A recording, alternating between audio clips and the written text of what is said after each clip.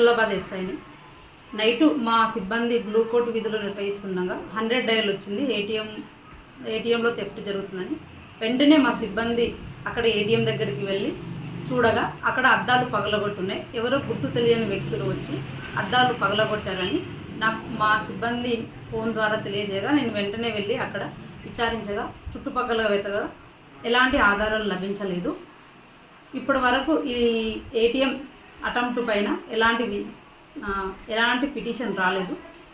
మేము CC cameras, చుట్టుపక్కల ఉన్న సీసీ కెమెరాస్ను వెరిఫై చేసి ఎవరు దీన్ని అటెంప్ట్ చేశారో తెలుసుకోగలుగుతాం.